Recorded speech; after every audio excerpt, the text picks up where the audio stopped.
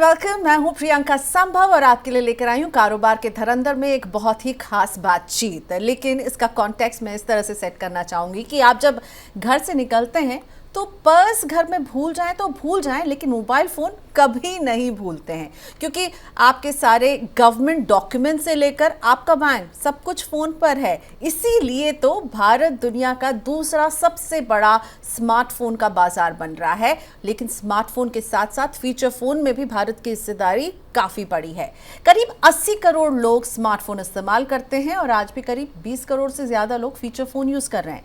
भारत में इस नंबर का मतलब ये हुआ कि हर 4 में से एक मोबाइल यूज़र फीचर फ़ोन भी इस्तेमाल कर रहा है। लेकिन इस इंडस्ट्री में टिके रहना आसान नहीं है। प्रीमियम सेगमेंट के लाखों की कीमत वाले फ़ोन से लेकर के चाइनीज़ ब्रांड्स बड़े पैमाने पर मार्केट शेयर के लिए लड़ रहे हैं। और ऐसे में ही mobile handset maker HMD global एक नई पहचान बनाने की कोशिश कर रहा है। इनके पास नोकिया की लेगेसी है, लेकिन अब कोशिश है खुद की अपनी पहचान बनाने की। आर्टिफिशियल इंटेलिजेंस, भारत में मैन्युफैक्चरिंग, फीचर फोन का भविष्य और स्मार्टफोन मार्केट की अगली दिशा, इन सभी मुद्दों पर बात करने के लिए आज मेरे साथ हैं HMD इंडिया और APAC के वाइस प्रेसिडेंट और CEO Ravi Kunwar. Ravi, welcome to the studio. Thank you for having me here. तो आपके प्लान्स मैं सुनना चाहती हूँ, आपके चैलेंजेस को समझना चाहती हूँ, लेकिन उससे पहले एक इंट्रोडक्शन कि रवि क्या करते हैं। सो रवि कुंवर जो है, जैसा मैंने बताया, HMD इंडिया और APAC के वाइस प्रेसिडेंट और CEO हैं। लेकिन जो मोबाइल और कंज्यूमर और टेक इंडस्ट्री है, इससे ये 25 साल से जुड़े हुए हैं। इन्होंने सैमसंग, नोकिया, माइक्रोसॉफ्ट और अब HMD ग्लोबल जैसी ग्लोबल कंपनियों में लीडरशिप रोल निभा रहे हैं। उन्होंने स्मार्टफोन बाजार को बनते हुए, इसकी शुरुआत से लेकर अभी जो तगड़ा कंपटीशन है उसको देख रहे हैं और उसमें अपने ब्रांड को एस्टैब्लिश करने की कोशिश भी पूरी कर रहे हैं। तो इनकी स्ट्रैटेजी क्या रहेगी, चैलेंजेस क्या हैं और वो भारत में इस बाजार को कैसे बढ़ते हुए देख रहे हैं, सुनना इंटरेस्टिंग रहने वाला है। Welcome Ravi once again. मैं पूछना चाहूँगी कि HMD ग्लोबल की जब हम बात करते हैं तो आपका जो सबसे पॉपुलर ब्रांड रहा नोकिया, उसके बारे में बात नहीं करें, क्योंकि जब लोगों ने फ़ोन, हमारे देश में फ़ोन चलाना सीखा था तो सभी के पास एक नोकिया का वो हैंडसेट ज़रूर होता था। तो आपको क्या लगता है उस ब्रांड से निकल करके HMD ग्लोबल को अपने आप को इस्टेब्लिश करना यही सबसे बड़ा टास्क रहने वाला है? और अभी तक, क्योंकि ऑलरेडी आप लोग मार्केट में अब आ चुके हैं एज इंडिविजुअली HMD ग्लोबल, तो क्या दिख रहा है आपको, आप लोगों को पहचान वो मिल रही है? बिल्कुल, आपने सही बोला प्रियंका। जो हिंदुस्तान में पहला फ़ोन कॉल हुआ था वो नोकिया हैंडसेट पे हुआ था, वे बैक इन 1996। और तब से लेके नोकिया एक आइकॉनिक ब्रांड है। और मैं तो ये कहूँगा कि अभी भी उसके डिवाइसेस HMD के माध्यम से हम इंडियन कंज्यूमर्स को और यहाँ से ग्लोबल कंज्यूमर्स को प्रोवाइड करा रहे हैं। सो नोकिया अपने आप में एक आइकॉनिक ब्रांड जो है वो एग्जिस्ट करता है। बट उसके बियॉन्ड, जैसे आजकल का कंज्यूमर्स का जो लैंडस्केप चेंज हो रहा है और जो नई नई चीज़ें, AI इंटीग्रेशन है या नए नए फीचर्स जो कंज्यूमर्स को चाहिए, स्पेशली हमारे जेन ज़ी या मिलेनियल जो हमारे ऑडियंस हैं, उसको मद्देनज़र रखते हुए हमने HMD का जो ब्रांड है वो इंडिया के अंदर लॉन्च किया है। तो आइडिया है कि we continue with the good work and the legacy and the iconic stature of Nokia, keep bringing those devices. और उसके साथ साथ जो HMD की न्यू टेक इनोवेशन है अक्रॉस द प्राइस पॉइंट्स, जिससे कि जो एक डिजिटल कनेक्टिविटी है और इंडिया जो एक फास्ट मूविंग डिजिटल इकोनॉमी है, उसमें सबकी हिस्सेदारी हो, सबकी भागीदारी हो। तो जो HMD की जो डिवाइसेस हैं और नोकिया के डिवाइसेस हैं, क्या ये दोनों अब अलग अलग, आप इनके कुछ मुझे नंबर्स बता सकते हैं कि अभी आप जब मार्केट में अब गए हैं तो कितनी आपने HMD ब्रांडिंग वाली मोबाइल फ़ोन्स बेचे और कितनी नोकिया ब्रांडिंग वाली? सो HMD ग्लोबल जो हमारी कंपनी है, ह्यूमन मोबाइल डिवाइसेस, उसको अब 10 साल इस दिसंबर में पूरे हो जाएंगे। और इस 10 साल के दौरान हमने Nokia plus HMD combined 100 million devices, जिसको हम बोलते हैं 100 मिलियन कंज्यूमर स्टोरीज़, जो है वो हम इंडियन मार्केट के अंदर दे चुके हैं। HMD जो ब्रांड है वो हमने स्टार्ट करा, डिफ़िकल्ट डिसीजन होता है क्योंकि एक नए ब्रांड को कॉम्पिटिटिव मार्केट में लॉन्च करना इतना ईजी नहीं होता। तो हमने इसको पिछले 1.5 साल पहले हमने HMD के जो फीचर फ़ोन्स थे वो मार्केट में उतारे थे, स्टार्टिंग विद HMD 105, HMD 110। और अभी हमारे पास कम से कम 12 से 15 मॉडल HMD फीचर फ़ोन्स के हमारे मार्केट में हैं। और कंज्यूमर्स का जो उनको रिस्पॉन्स है, क्योंकि उनको जो क्वालिटी, जो ट्रस्ट, जो भरोसा नोकिया पे था, मैं कहता हूँ उससे कहीं ज़्यादा वो HMD के प्रोडक्ट्स यूज़ करके वो ले रहे हैं। लास्ट 3 महीने में हमने अपनी जो एंट्री है वो स्मार्टफोन, जो एक आपने बताया कि 80 करोड़ लोग हिंदुस्तान में स्मार्टफोन यूज़ करते हैं, उस वाले सेगमेंट में भी HMD ब्रांडेड डिवाइस के साथ करी है with the launch of HMD Vibe 2 5G। और इंडिया एक ऐसा मार्केट है जिसमें अफोर्डेबिलिटी बहुत बड़ा रोल प्ले करती है। अगर हम देखें तो 15,000 के नीचे का जो एक सेगमेंट है वो ऑलमोस्ट 40% है, जो 150 मिलियन के करीब जो स्मार्टफोन एक बिकते हैं। तो कैसे कोई एक ब्रांड एक रिलायबल और ट्रस्टवर्दी फ़ोन जो है विच इज़ फ्यूचर प्रूफ उस सेगमेंट को केटर कर सकता है। तो HMD का सारा उद्देश्य उस सेगमेंट को टैप करने में है। तो स्मार्टफोन जो आपको 15,000 से कम की कीमत में मिले, राइट, टू स्टार्ट विद और उसके आगे आप और उसे एक्सपैंड करेंगे, प्लस फीचर फोन। हाँ जी, ये मार्केट बहुत इंपॉर्टेंट है आपके लिए। बिल्कुल, जैसे मैंने बोला कि 100 मिलियन डिवाइसेस पिछले 9.5-10 साल के अंदर हमने इस मार्केट में फीचर फोन्स में दिए हैं। बहुत बड़ा मार्केट है, बहुत इंपॉर्टेंट मार्केट है। तो अगर मैं एनुअल सेल की बात करूं तो स्मार्टफोन जहां 150 ऑड मिलियन एक साल में बिकता है हिंदुस्तान में, फीचर फ़ोन 55 से 60 मिलियन बिकता है। और इसका एक बहुत बड़ा सेगमेंट जो रूरल मार्केट है हमारा वो है, क्योंकि अफोर्डेबिलिटी है कि आप 10,000 रुपये का फ़ोन नहीं खरीद सकते, 12,000 का फ़ोन नहीं खरीद सकते। माना कि आजकल EMI स्कीम्स आ रही हैं जो अफोर्डेबिलिटी को एक बहुत पुश दे रही हैं, बट 1,000 रुपये का कंज्यूमर 10,000 पे माइग्रेट नहीं हो सकता। तो बहुत बड़ा सेगमेंट है जो अफोर्डेबिलिटी के लिए और कनेक्टिविटी के लिए इसको यूज़ कर रहा है। और लास्ट 2-3 साल में हमने देखा है कि जितनी इनोवेशंस हम इस सेगमेंट में लेके आए हैं, UPI एक इंडिया का बहुत बड़ा टेक्नोलॉजी एडवांसमेंट था। आप इमेजिन करिए कि आपका 1,200 रुपये का नोकिया का HMD का फ़ोन है, उससे आप स्कैन करके UPI transaction end to end कर सकते हैं। तो इन सब इनोवेशन से जो है बहुत बढ़ावा मिला है फीचर फ़ोन्स को। और कुछ ऐसे सेगमेंट्स भी हैं जहां फ़ोन्स अलाउड ही नहीं होते। आजकल बहुत से स्कूल्स हैं जो उस डायरेक्शन में मूव कर रहे हैं। बड़े सारे ऐसे एस्टैब्लिशमेंट्स होते हैं जहाँ सिक्योरिटी रिस्क की वजह से आपको स्मार्टफोन नहीं ले जाना पड़ता। आपने बोला आप पर्स शायद भूल जाए, मोबाइल फ़ोन नहीं भूलते, तो कई बार वो डिजिटल फटीग और डिजिटल डिटॉक्स के लिए आपको स्मार्टफोन से हटना पड़ता है। तो लोग 2-2 फ़ोन्स भी रखना पसंद करते हैं, तो उसमें उनको एक बढ़िया फ़ीचर फ़ोन चाहिए होता है। तो ये काफ़ी सारी चीज़ें हैं जिसकी वजह से जो फीचर फ़ोन का मार्केट हमने देखा है कि लास्ट 3 साल के अंदर ग्रो कर रहा है। और फीचर फ़ोन अगर है तो ये AI आजकल आर्टिफिशियल इंटेलिजेंस, आप लोगों ने भी काफ़ी सर्व AI से हाथ मिलाया है, तो क्या ये फीचर फ़ोन भी अब AI एनेबल्ड होने वाले हैं, या फीचर फ़ोन मतलब एक बेसिक फ़ोन जिसमें आपके सारे काम पूरे हो रहे होंगे? फीचर फ़ोन की खासियत यह है कि वो एक बेसिक फ़ोन है, आप उसके अंदर जो चीज़ ऐड करना चाहें वो हो जाती है। मैंने एक सिंपल एग्जांपल दिया आपको UPI का। दूसरा मैं बताता हूँ कि अगर फीचर फ़ोन 4G एनेबल्ड है तो आप उसके अंदर ऐप्स भी डाल सकते हैं, क्लाउड बेस्ड ऐप्स। अगर आपको YouTube वीडियो देखने हैं या कुछ और एप्लीकेशंस उसके अंदर डालनी है तो हम वो वाली इनोवेशन भी फीचर फ़ोन्स में देते हैं। जहाँ तक AI की बात करी आपने फीचर फ़ोन में, अभी पीछे जब वर्ल्ड AI कॉन्फ्रेंस हुआ था भारत मंडपम में, तो उसमें हमने सर्वम के साथ अपना फीचर फ़ोन में सबसे पहली बार AI इन्वॉल्व किया था, जिसमें at a click of a button on a 2G आप 22 भारतीय लैंग्वेज में आप AI के साथ इंटरैक्ट कर सकते थे। तो ये हम चाहते हैं कि जो इनोवेशन है वो किसी प्राइस पॉइंट पे ना रिस्ट्रिक्ट रहे। अगर कोई 1,000 रुपये का कंज्यूमर है तो उसको भी वो टेक्नोलॉजी एडवांसमेंट मिले जो एक हाई एंड फ़ोन में हो सकता है। ओके, सो फीचर फ़ोन अब उतना भी बेसिक फ़ोन नहीं, AI इनेबल्ड फीचर फ़ोन्स भी आप लोग मार्केट में ला रहे हैं। प्राइस पॉइंट क्या रहेगी, क्या है? अभी 1200 आपने एक प्राइस पॉइंट मैंने पिक किया, बट अदरवाइज प्राइस पॉइंट क्या है इन फीचर फ़ोन्स की? और अगर वो AI इनेबल्ड होगा तो क्या वो थोड़ा और महंगा हो जाएगा?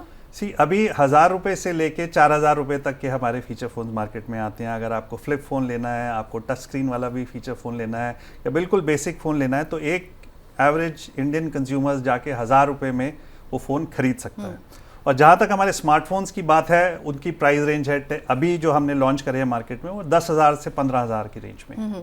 तो प्रॉफिटेबिलिटी का इसमें क्या कैसे होगी, क्योंकि अगर ये इतने प्राइस एफिशिएंट है और इंडियन कंज्यूमर बहुत ही प्राइस को लेके सेंसिटिव रहता है, तो वो आप उसको केटर करने की तो कोशिश कर रहे हैं, तो फिर आपके रेवेन्यूज़ का क्या, वो आप अगले 3 साल में, अगर आप भारत को बहुत इंपॉर्टेंट मार्केट मान रहे हैं, तो क्या ये वॉल्यूम का गेम होने वाला है?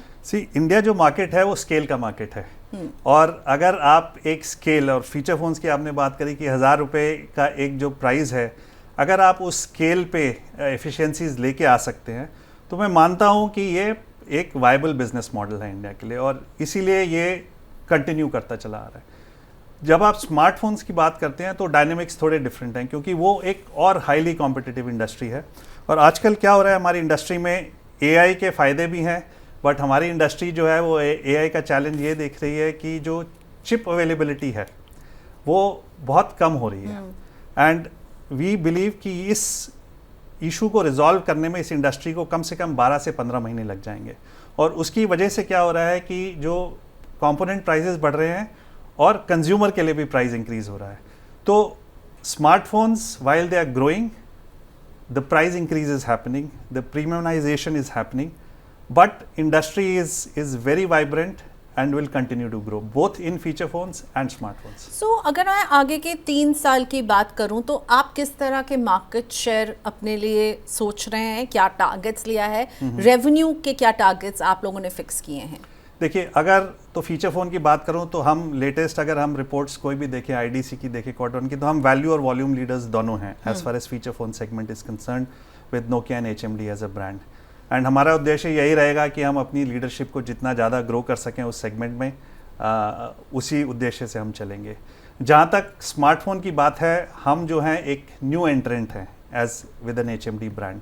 सो अभी नेक्स्ट 3 से 5 साल में हमारा ये है कि जो HMD as a brand is more relevant, is more connected with the consumers, और उसके लिए हमें बहुत काम करना है कि जैसे पार्टनरशिप्स में हम बहुत बिलीव करते हैं। हमने अभी राजस्थान रॉयल्स से पार्टनरशिप करी आईपीएल में, because India is a cricket loving nation, and उस पार्टनरशिप से हमारे ब्रांड को काफ़ी फ़ायदा हुआ। When people see a brand up front and centre on the back of the helmet और a cap on the TV, brand is becoming more and more relevant. हम जो अपने प्रोडक्ट का पोर्टफोलियो है उसको कितना रेलिवेंट इंडियन कंज्यूमर्स के लिए बना सकते हैं नेक्स्ट 3 से 5 साल में स्मार्टफोन्स के अंदर, वो हमारा उद्देश्य रहेगा। और जितनी ज़्यादा मैक्सिमम ग्रोथ लेके आ पाएँ इस सेगमेंट में, और आई एम होपिंग कि हम at least double digit market share में तो पहुंचेंगे नेक्स्ट 3 से 5 साल में। आपने स्मार्टफोन का जिक्र किया, रवियो, मैं आपसे ये पूछना चाहूँगी कि स्मार्टफोन में एक तरफ है बिग एप्पल, ठीक है, वो ब्रांड है, प्राइसिंग भी उसकी वैसी है। दूसरी तरफ है ये बहुत सारे चाइनीज़ प्लेयर, ओके, जो कि बहुत कॉम्पिटिटिव प्राइसिंग ला रहे हैं। तो इन सब में वेयर डज एचएमडी स्टैंड? हमने स्टार्ट करा है सेगमेंट में कि मीनिंगफुल इनोवेशन है, और to solve real world cases जिसमें कंज्यूमर्स को फ़ायदा हो। और उसका एक एग्जांपल मैंने आपको दिया, जैसे सर्वा में एआई है। एआई हर चैटबॉट्स हर जगह हैं, एआई इंटीग्रेशन सब जगह है, बट वो क्या आपकी लैंग्वेज में बात कर सकता है? क्या आपके डायलेक्ट को समझ सकता है? क्या आपके कॉन्टेक्स्ट को समझ सकता है जिस हिसाब से वो क्वेश्चन पूछा गया? तो इन सब को ध्यान रखते हुए हमने एक बहुत बड़ा मास, जो मैंने बताया 15,000 से प्राइस पॉइंट से नीचे है, तो कैसे हम अपनी सप्लाई चेन की एफिशिएंसी से उस सेगमेंट को केटर कर सकें, अभी हमारा फोकस उस पर रहेगा। ओके, आप मुझे ये बताइए, आपके एक फ़ोन है वाइब, वो भी काफ़ी टॉक्ड अबाउट फ़ोन रहा, और उसके लिए आपने एक्सक्लूसिव पार्टनरशिप केवल फ्लिपकार्ट के साथ की है। सो ये वाइब जो है, इसके बारे में बताइए, काफ़ी टॉक्ड अबाउट फ़ोन है। हाँ, जो वाइब 2 5G अभी हमने लॉन्च किया in our exclusive partnership with So this is a smartphone. This is a smartphone. This is available in 3 variants, 464, 4128 and another 6128 in multiple colors. ये हमने करीब 1.5 महीने पहले लॉन्च करा था। काफ़ी पॉजिटिव रिस्पॉन्स मिला हमें। Within 1 hour it was sold out on Flipkart on the day of the launch. और इसके पीछे यही था कि जब कंज्यूमर्स ने वो फ़ोन यूज़ करा, और मैं आज जाके अगर ऑनलाइन प्लेटफॉर्म्स में उसकी रेटिंग्स और फीडबैक देखता हूँ, तो इट्स अ हाई 4.6, 4.7। तो जो उसका कलर था, जो उसके डिज़ाइन थे, जो उसका यूजेबिलिटी का फैक्टर था कि वो ब्लोटवेयर फ्री था, ये सारी चीज़ें कंज्यूमर्स के लिए बहुत मायने रखती हैं। It is no longer a specification game कि कैमरा कितना मेगापिक्सल का है, बट मैं चाहता हूँ सुकून कि मेरी बैटरी लाइफ, अगर मैं बोल रहा हूँ 2 दिन तक चलेगी, तो मुझे रोज़ चार्जर नहीं ढूंढना पड़ेगा। अगर मैं चाहता हूँ कि मेरी ट्रांजैक्शन स्मूथली हो जाए और उसके अंदर मेरे को लैग ना आए, तो मेरा फ़ोन वो डिलीवर कर देना चाहिए। और जो भी ब्रांड ये 3-4 चीज़ें जो हैं वो अच्छे से एक अच्छे प्राइस पॉइंट पे कंज्यूमर्स को डिलीवर कर देंगी, in a market like India, I think they'll be successful. सो अच्छी सेल रही और प्राइस पॉइंट क्या है उसका और सेल कैसी आपने देखी, कुछ नंबर्स? सेल जैसे मैंने बताया कि पहले ही 1 घंटे में 1 लाख फ़ोन बिक गए फ्लिपकार्ट पे, which was very positive sign for a new brand. Price points जो थे जब स्टार्ट हुआ तो 10,000 से लेके 14,999 का प्राइस पॉइंट था. और चाहता हूँ कि आगे आने वाले सीज़न में, फेस्टिव सीज़न आ रहा है, इंडिया के हर एक कोने में एक फेस्टिवल अब ओनम से शुरू होने वाला है और दुर्गा पूजा और गणेश चतुर्थी, मल्टीपल वो तो आएंगे. एक जब कोई आपका ये वाइव 5G फ़ोन लेता है, हाँ जी. तो उसको मौजूदा स्मार्टफोन से क्या अलग मिलने वाला है? मैं तो ये कहता हूँ कि सबसे पहला पीस ऑफ माइंड. उसका रीज़न ये है कि when we launch the phone, एक तो मैंने सर्वम AI की बात करी, दूसरा Sanchar Saathi app. We were the first ones to use Sanchar Saathi app, जिसके अंदर एक जो डिजिटल प्राइवेसी जो गवर्नमेंट ऑफ इंडिया भी बहुत प्रमोट कर रही है कि अगर आपका फ़ोन खो जाता है तो उसको कैसे ट्रैक करना है. सो मल्टीपल चीज़ें थी and the product performance and the fact कि वो जो परफॉर्मेंस थी किस वैल्यू पे कंज्यूमर को मिली, दोज वर द रीजंस कि consumers actually bought Vibe to 5G. अब मैं थोड़ा बिजनेस एस्पेक्ट समझना चाहूँगी कि आपकी जो सप्लाई चेन है वो कितनी लोकलाइज्ड है. PLI का फ़ायदा भी आप लोगों को मिलता होगा, तो ये थोड़ा सा समझाइए. हाँ जी. सो पिछले करीब 5 सालों में ऑलमोस्ट 100% जो हमारा फ़ोन है वो मेक इन इंडिया के तहत बनता है. और इसमें बहुत बड़ी भूमिका जो है वो जो भारत सरकार की PLI 1.0 की स्कीम आई थी, जिसके तहत हमारा प्रोडक्ट वर्ल्ड मार्केट में कॉम्पिटिटिव हुआ था.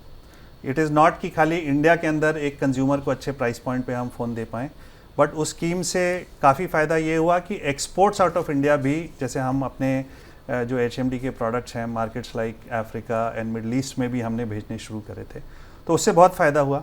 पहले था कि मैन्युफैक्चरिंग के ऊपर थी. अभी भारत सरकार की जो नई नीति आई है PLI 2.0 मोबाइल मैन्युफैक्चरिंग के अंदर, उसके अंदर कंपोनेंट मैन्युफैक्चरिंग पे बहुत बड़ा फोकस है और पूरा इंडस्ट्री जो है उस पर लगा, तो उससे और लोकलाइजेशन बढ़ेगी कि आप कितने कंपोनेंट्स जो हैं वो लोकली इंडिया के अंदर मैन्युफैक्चर कर सकते हैं.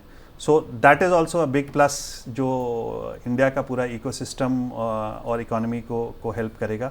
सो काफ़ी फ़ायदे हुए हैं और हमारा यही है कि हम besides the supply chain of manufacturing कितनी R&D, कितना डिज़ाइन डेवलपमेंट, कितनी टेस्टिंग हम इंडिया में कर सकते हैं to make us globally more competitive, हमारा HMD में वही उद्देश्य रहेगा. तो आप कॉम्पीट कर रहे हैं बड़े बड़े प्लेयर्स से, आप भी बड़े प्लेयर हैं, लेकिन जब आप R&D और इन सब को भी, क्या आप इंडिया बेस बनाने पर जोर दे रहे हैं? क्या इससे एम्प्लॉयमेंट जो एक हमारे देश का पेन पॉइंट है उसको भी मदद मिलेगी यहाँ पर? Sure, it is all about scale. और ये ऐसा नहीं है कि सब चीज़ 3 या 6 महीने में हो जाएगा. आई थिंक इस चीज़ को पूरा शेप करने में as an industry and as a policy, R&D India में रखेंगे? R&D इंडिया में भी होती है, बाहर भी होती है. जैसे हमारे कुछ जो हमारे डिज़ाइन एलिमेंट्स हैं वो फिनलैंड से भी लेते हैं. तो जहाँ जो चीज़ मोर एफिशिएंटली होती है हम उसमें करते हैं. और कोविड ने हमें सिखाया, अभी जो जियोपॉलिटिकल इश्यूज हुए मिडल ईस्ट में, उसने काफ़ी लोगों को सिखाया कि आपका हर चीज़ का +1 स्ट्रैटेजी होना चाहिए, including supply chain and logistics. और उसके तहत बहुत कंपनियां काम कर रही हैं और HMD ग्लोबल भी उसी के तहत काम कर रही है कि आपका इंडिया के अंदर कितना लोकलाइजेशन हो सकता है, इंडिया के अंदर से आप कितना वैल्यू क्रिएट कर सकते हैं. सो आई थिंक ये कंटिन्यूस प्रोसेस है जो चालू रहेगा. सो आपने कंपोनेंट की बात की, तो उसकी जो प्राइसिंग है वो एक पेन पॉइंट, और जियोपॉलिटिकल टेंशन, और हमने पूरे चिप को लेकर के ऑटो इंडस्ट्री को एक तरह से हॉस्टेज बनते हुए देखा. इन सब को, ये रिस्क जो है, इसे मैनेज करने के लिए आप कितने तैयार हैं और आप लोगों का क्या वो है +1 क्या स्ट्रैटेजी है? देखिए, इंडिया जो है डोमेस्टिक मार्केट बहुत बड़ा है. सो वाइब्रेंट इकोनॉमी है, डोमेस्टिक मार्केट बहुत बड़ा है. तो जो ब्रांड्स हैं उनको डोमेस्टिक कंजम्पशन में चैलेंज नहीं आने वाला. सो इसलिए रिस्क एलिमेंट जो है वो थोड़ा कम है मेरे हिसाब से. हाँ, अगर आपका डोमेस्टिक कंजम्पशन कम हो और आप लार्जली एक्सपोर्ट पे डिपेंडेंट हो तो आपका रिस्क एलिमेंट थोड़ा ज़्यादा होता है. तो आई थिंक इंडिया के अंदर द वे आई सी कि स्मार्टफोन का मार्केट चाहे टेम्परेरी अगर वॉल्यूम ड्रॉप भी है बट वैल्यू ग्रो करेगा और आगे आने वाले 1.5-2 साल 3 साल में आपने बोला हम सब चीज़ के बगैर रह सकते हैं, स्मार्टफोन के बगैर नहीं रह सकते. तो जो एक ऐसी चीज़ है जब लाइफ उसके अराउंड सेंटर्ड है और उसके अंदर इनोवेशन आएगी तो मार्केट ग्रो करेगा, बिजनेस ग्रो करेगा। ओके, तो आप मुझे ये बताइए कि आप चाहते हैं एचएमडी को प्रॉफिटेबिलिटी बढ़ाते हुए या मार्केट शेयर बढ़ाते हुए देखना? I think we believe in the genius of and, दोनों ही बढ़ानी पड़ेंगी बिजनेस के लिए, दोनों ही इंपॉर्टेंट है। बिकॉज कई बार क्या होता है, शॉर्ट टर्म गेंस के लिए आप रेवेन्यू ग्रो करते हैं और प्रॉफिटेबिलिटी पीछे छूट जाती है। बट जो मेन चीज़ है कि जो कंज्यूमर है, जब तक आप उसका ब्रांड ट्रस्ट नहीं जीतती with quality and value which we provide, और दोनों ही मुश्किल हैं। आपने कहा फेस्टिवल सीजन आ रहा, तो कोई नई ऑफरिंग जो आपके एचएमडी की तरफ से हम देखेंगे इंडियन कंज्यूमर्स के लिए? तो दो तीन चीज़ें, मैं स्पेसिफिक प्रोडक्ट्स की बात नहीं करूंगा, बट जो फेस्टिव सीज़न में कंपनियां हमेशा नए फ़ोन्स लेके आती हैं, नए टाइप के डिज़ाइंस लेके आती हैं और नए टाइप के ऑफर्स लेके आती हैं, तो I am sure HMD global भी उस डायरेक्शन में मूव करेगा। But why only one partnership with Flipkart? See, Flipkart, we are an omni channel company, okay. So हमारा जो है, we have 1000+ distributors who cater to 120,000 retail outlets. हम quick commerce में भी प्रेजेंट हैं, हम अमेज़ॉन में भी प्रेजेंट हैं, हम फ्लिपकार्ट में भी प्रेजेंट हैं, तो हम ऑमनी चैनल प्लेयर हैं। इस पर्टिकुलर पार्टनरशिप जो हमने लॉन्च किया, उसमें Flipkart gives you the advantage of scale. भाई वो ऑलमोस्ट 20,000 पिन कोड्स को केटर करता है। So immediately you have access to the rural hinterlands where Flipkart can play an important role, and this is a strategic partnership where we are co-creating products which are relevant for Indian consumers. Okay, but हम क्या festival season में और ऐसे tie ups देखेंगे? क्योंकि अब India जब phone use कर रहा है सारे काम के लिए, तो अपनी शॉपिंग के लिए भी फोन ही यूज करता है। हाँ जी। तो आप एक फ्लिपकार्ट पार्टनर के अलावा और मल्टीपल पार्टनर्स बना रहे हैं? We are always open to partnership. हमारा जो base But you're not giving away anything. Partnerships are always welcome is what I will say. Okay, so tell me one thing, make in India, आप इसके, आपने हमेशा हर platform में कहा कि make in India जो है आप इसको बढ़ावा देना चाहते हैं। तो अगर मैं अभी एचएमडी ग्लोबल की फैसिलिटीज़ की बात करूं, तो मेक इन इंडिया को आप कितना जो है इसको आप अपने बिजनेस में जो है समाहित कर पाए हैं? मैं तो बोल रहा हूँ 100% है, क्योंकि हम अपनी पार्टनरशिप से करते हैं। सो जो सप्लाई चेन है, there are lot of EMS partners whom we partner with, and the whole ecosystem is with the belief कि ये जितना प्रोडक्ट हो, सिर्फ बने ही नहीं, राइट फ्रॉम डिज़ाइन, कॉन्सेप्टिंग, सब कुछ यहीं पे होना चाहिए। So if you ask me कि मेक इन इंडिया, इंडिया में बने, इंडिया से एक्सपोर्ट हो, और उसके बड़े सारे फ़ायदे हैं, क्योंकि ये जो गवर्नमेंट की सपोर्टिव पॉलिसीज़ जो आई हैं, उससे एक्सपोर्ट है।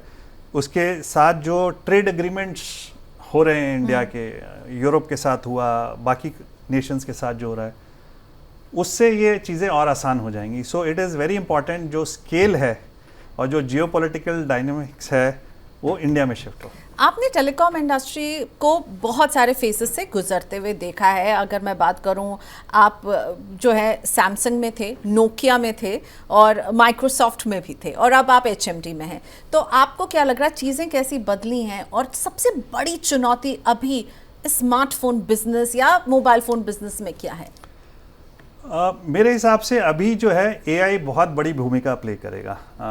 अभी तक क्या है कि AI को जो हम एक एज अ स्पेसिफिकेशन समझ रहे हैं, बट जब फ्यूचर में हमारी लाइफ फ़ोन के अराउंड डिपेंड होगी, तो जो AI सेंटर में होगा और फ़ोन उसके आसपास डिज़ाइन होगा, और हर कोई ऐप AI से इंटरेक्ट करेगी और फिर वो फ़ोन आपके पास आएगा। तो ये एक टेक्नोलॉजी है जो as a industry and us as HMD हमें इसको इस पे और काम करना है। और अभी शॉर्ट टर्म के लिए तो मैं यही कहूँगा कि अभी एक सप्लाई चैलेंज से इंडस्ट्री गुजर रही है कि जो कंपोनेंट्स हैं वो इतनी इजीली अवेलेबल नहीं हो रहे हैं। There is a cost of goods which is going up, और इन सब का जो नतीजा ये है कि जो कंज्यूमर प्राइस है वो कंज्यूमर्स को पास ऑन हो रहा है, और वो इंडस्ट्री के लिए एक अच्छी बात नहीं है। तो हमें अपनी एफिशिएंसी और बढ़ा के उसको थोड़ा अरेस्ट करना पड़ेगा। तो आप एचएमडी ग्लोबल को आने वाले 5 साल में टॉप स्मार्टफोन कंपनी बनते हुए देखना चाहते हैं, टॉप फीचर फोन कंपनी बनते हुए देखना चाहते हैं, या एक नई टेक कैटेगरी देखना चाहते हैं? मैं तो एक कंज्यूमर लव्ड ब्रांड HMD को बनना देखना चाहता हूँ। ओके, सो उसके लिए आपका सबसे, आपको क्या लगता है वो आपका जो वो फ़ोन है वो कौन इस बात को रिप्रेजेंट कर रहा है कि भाई ये कंज्यूमर के लिए है पूरी तरह से। वाइब की हमने बात की, कोई फीचर फ़ोन जो आपको लगता है कि ये इंडियन कंज्यूमर की एकदम पर्टिकुलर नीड को पूरा कर रहा है? अगर मैं देखूं नोकिया 105 क्लासिक जो फ़ोन है हमारा सबसे ज़्यादा बिकने वाला फ़ोन है। आप गांव देहात में चले जाइए, आप लोग उसको नोकिया 105 के नाम से ही जानते हैं। तो I think that phone itself is a big testament कि we are still a consumer love brand. Okay, consumer loving brand तो ठीक है, लेकिन हम जब बिजनेसेस की बात करते हैं ना तो हमें एक हमारे को जानना होता है कि HMD स्मार्टफोन में आगे बढ़ना चाहता है या फीचर फ़ोन में, या दोनों में?